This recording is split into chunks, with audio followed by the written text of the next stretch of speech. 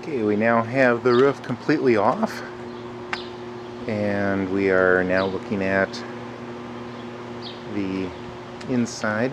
I've already taken one of the push-out sides of the bed into the basement to get some measurements on.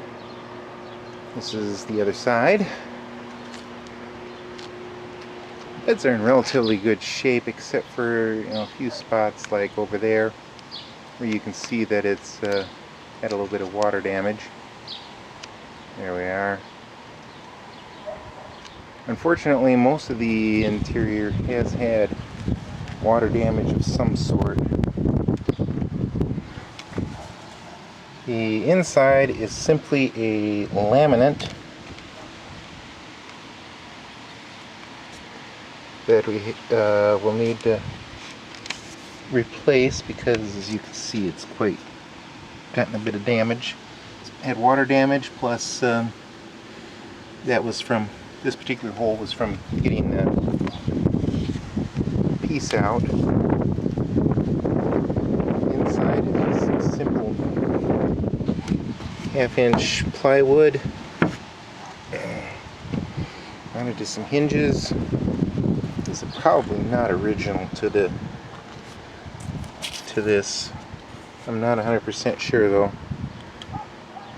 The cabinets up front have been replaced, as well as the actual countertop here. This originally would have had a sink right about in this area,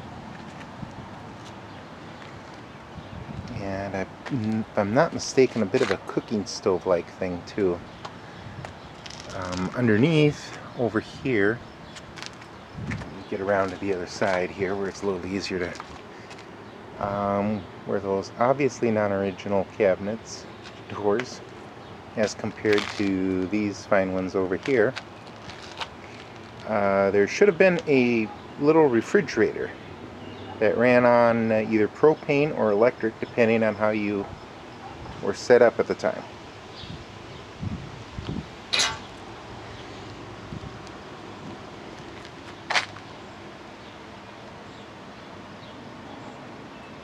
I'm going to just kind of record here for a bit, just in case I've got any questions later. I can look at the video and try to see what I'm missing. Another note, the wiring that was redone inside of here was done terribly. So for whatever reason that they felt they had to take out what was there originally, what they put in was much worse than whatever they took out. I've removed the bed, and there's the channel that would slide in on. In the far corner, you see a 2x4 that is holding things up. The damage from the elements is quite obvious over there in that corner, as it is along this side. This side seems to have been damaged more so than the other. Yeah, zoom the wrong way. This nice laminate here is probably what the original had. It's also along the outside of the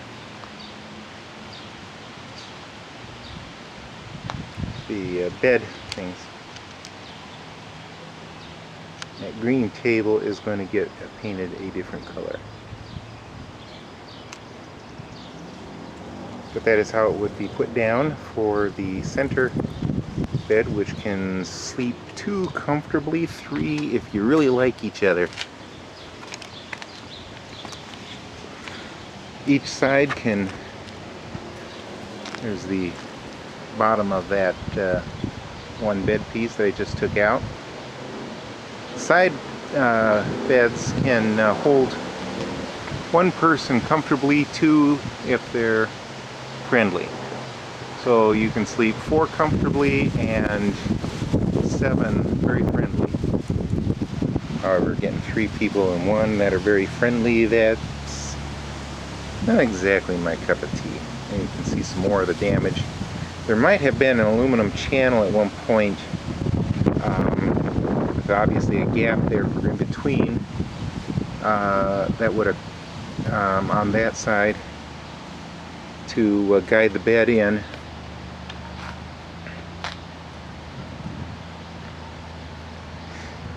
The bed from this side, this would be essentially the driver's side, slides in underneath where the one from the passenger side would slide into.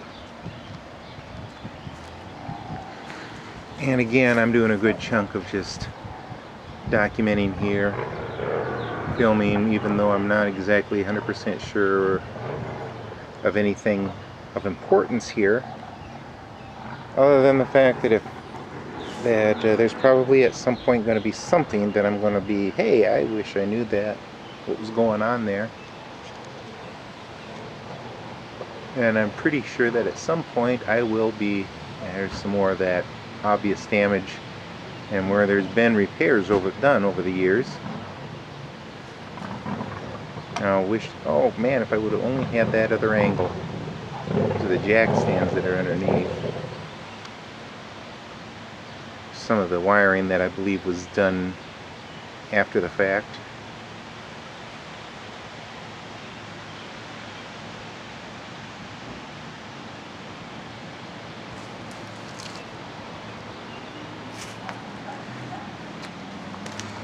If I can, I am going to get a replacement refrigerator, although how easy that will be to come by, I don't know. This would have had a sink of sorts that you could, if you had water hooked up, it would drain back out. I'm going to have to look into it. This is the heater. I'm going to have that inspected in some way, shape, or form. But hopefully I'll be able to reuse that. That would be nice, because sometimes it does get a little chilly.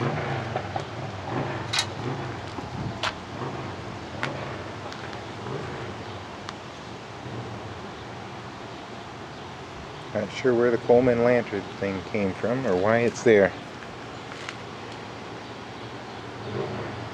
At any rate, that's it for now. I'm going to take apart a few things and then get the camera to grab to see what we've got then.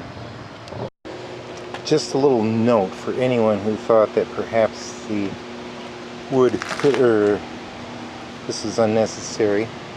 Every single one of the screws that was along this strip that was on the front here was in rotted wood and would not turn to come out. Also, we can see here, this is probably the original color of this camper. Again, the reason I say that is because it was underneath things that got painted later. And here we are. I've taken a few of the strippings off. The metal pieces that were running along the side. Some of those may not be necessary for to maintain, because pretty much everywhere except where the beds were no longer need them as quite as fancy as they were. This is the metal bracket that somebody had put here to try to shore up this corner. Unfortunately, because of the rotting wood, it didn't help them a whole lot. Also removed the last of the latches for holding the roof down. They came off pretty easily.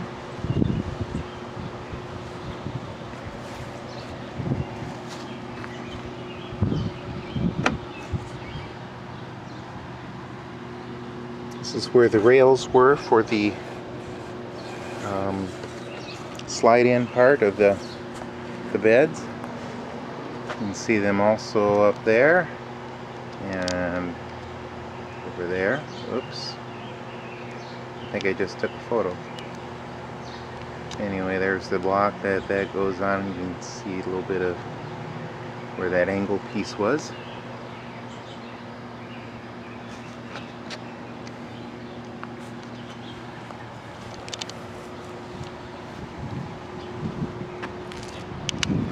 And I do have one side piece here that I need to remove. Well, I'll make that two. There's that one down there too. I believe that was the drain for the sink that was in here. I'll have to check.